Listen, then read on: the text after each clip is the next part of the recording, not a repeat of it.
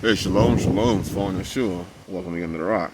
You're asking why I'm wearing this mask. No, it's not because of the zombie plague, but because of my allergies. Whenever during this time of year, every year, when the pollen start coming and your cars start getting coated in yellow from the pollen, my allergies act up bad. So I finally listened to what the sisters were telling me and decided to wear my mask. And what do you know? It's working. So, brothers, if you have an excellent spirited, humble helpmeet who really is helping you, maybe you should listen. You know, it's surprising. You know, I'm out here and I haven't coughed once. Interesting.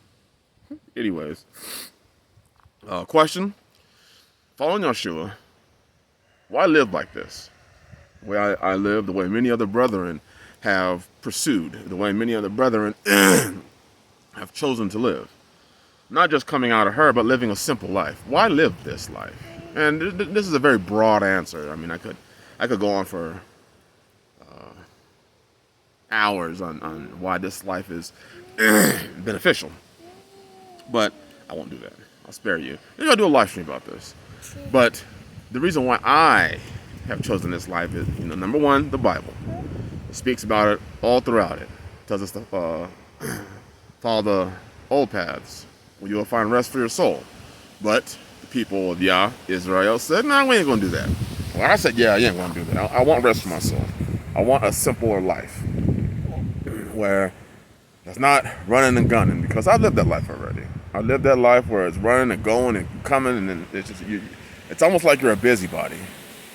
But at the end of the day, you've gone so many places and done so much stuff, but you realize at the end of the day, you didn't do a whole lot. Here, it's a lot different. For instance, the average person lives in the reservation, that's what I call the city, and they make a ton of money. Maybe $75,000, $150,000 a year, whatever it may be. But you give it all back. In fact, you give that plus more. In fact, when I was working at the hospital, I found something very interesting. A large majority of the staff that I worked with, they lived on overtime. If they didn't get their 20, 25 hours of overtime a week, they would suffer. They wouldn't be able to pay their bills, because what happened is they were afforded a lifestyle by that overtime that they bought more. They put more on credit. And the Bible says, the rich rules over the poor, and a borrower is a servant to the lender. If you think about it, that's what it is. You could also say the renter is a servant. Because what you do is you spend your life making tons of money just to give it all back. And I just don't see that as a productive lifestyle. They have car loan places that give you 8-year loans on for your automobile.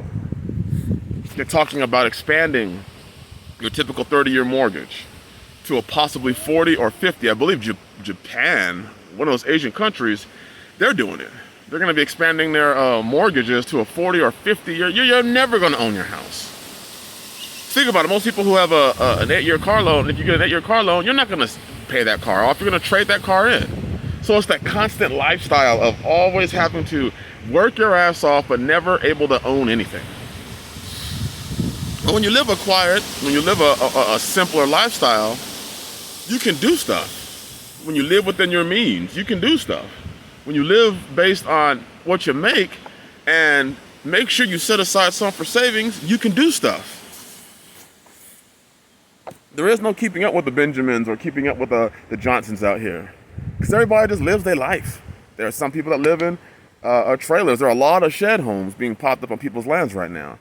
A lot of people have left this. It's weird. A lot of people out here, well, several of them, have sold their land, sold their animals, and moved to the city. And others have moved out and bought or moved in with their family or relatives out here. They're seeing the benefit of a simple life. There's an exodus out of California right now. Aside from the fact that California is probably going to dehydrate to until it looks like, the Atacama Desert in Chile. People are leaving in droves. The lakes are drying up. It's damn expensive to live. And then you have the politics. Ugh, politics. And oftentimes the people. Now, I was from California, so I don't know. When I was there, I liked the state. But ever since coming out of that state and coming to a free state, coming to a freer state where I get to do things, I get to live my life, and I don't have this oversight of people trying to, nanny state you into oblivion. So I don't like being nanny stated. I don't mind having the responsibility of my family. I don't mind having the responsibility of raising my food. I don't mind having the responsibility of building my own house or living a simple life or changing the oil in my vehicle or learning a skill so that I could, so that it could be beneficial, so that I could make some income off of it. Without being regulated and battered to death with litigations and politics. This is not even talking about the fact that, how do you know your food's organic? When you go to the store and buy your food, how do you know it's organic? Because some company called the FDA said it was? Because the USDA said it was? How do you know your meat is real meat? How do you know your vegetables really are organic vegetables? Because they said so? It's amazing how many people say, I don't trust the government! But yet they still live a life that shows by their fruit, that shows by how they live, that you completely trust in the government. Completely. I don't trust the government. I don't trust the man. Yet you got a food stamp card. I don't trust the man. But yet, anything they tell you to do, you do. They tell you to get this stick, you get this stick. Put this in your system, you put it in your system. Yeah, our water's clean. You say, okay, I believe it. But then turn around and say, well, I don't trust the system. It's amazing. When I grow my food, as we are right now, and I got some garden videos coming out right now, I'm looking at some blackberries that are flowering, and they're going to be producing an abundance of sweet, tart, tasting blackberries. We can make jams and syrups and eat fresh and throw in our salads, and the children love them. There's nothing greater than your children going outside and coming back in purple because they done harvested all your blackberries. At one point, you're like, man, I was going to eat those. But the second point, you're like, isn't that beautiful? They got to come outside. This year, we'll be able to harvest figs off of our fig tree. This is our 4th year, for those that keep the law. Our plants, that we've sat and cultivated them and nourished them, and now they're ready to be eaten. We have pears coming in next year that we'll be able to eat. The idea that our children will be able to go outside and grab a pear, bring it in the house, wash it, and eat it is fascinating to me. No, I could have gone after what everybody else did and continued to go to the grocery store and paying the exorbitantly high prices for things that are likely not organic. I can produce it myself. And that's really what it comes down to. It comes down to the life of the producer and the life of the consumer. And which end are you on?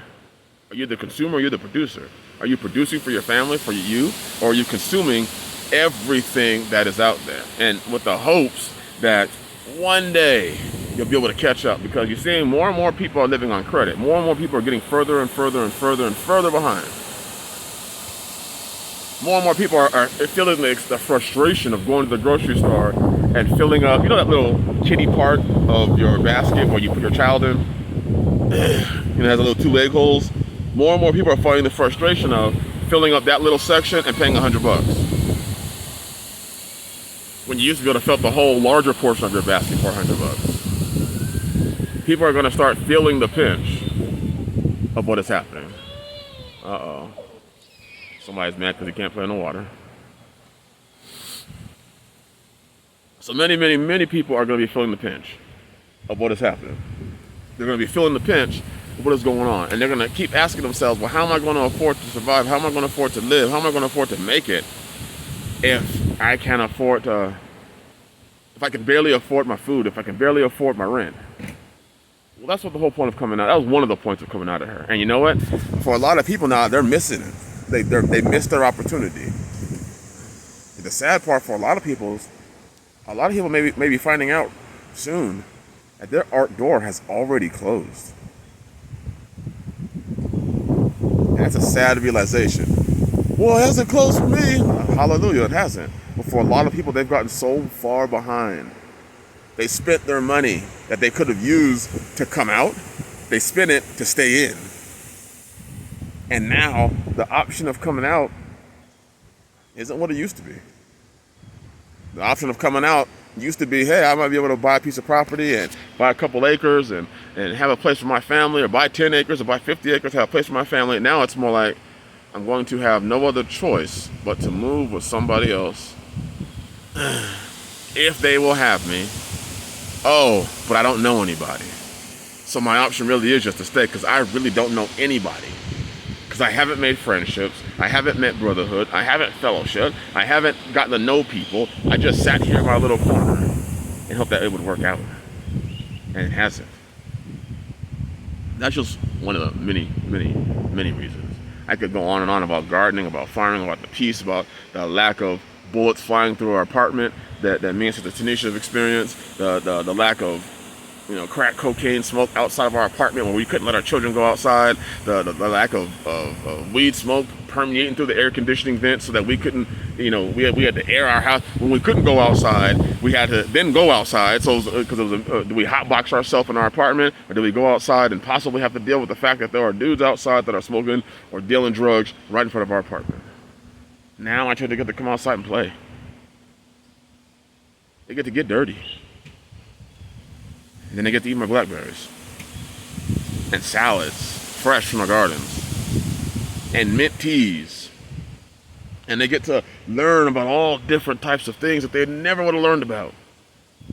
My children are blossoming. They're figuring out what they want to do, what they like to do. One of them found, I really like animals, Daddy. I would really like to study animals. So she's going off on that path and studying animals, something she never would have had in the city. Outside of watching National Geographic or visiting a zoo. Anyways, I want to rant on and on. These are just some of the reasons. Bless y'all. Hope you're having a blessed second day. I'm going to get back to work because we have tons and tons and tons of seeds planted, things coming up. Things need to be fertilized with our natural compost. Hi, son. Bye. He's saying bye, so shalom.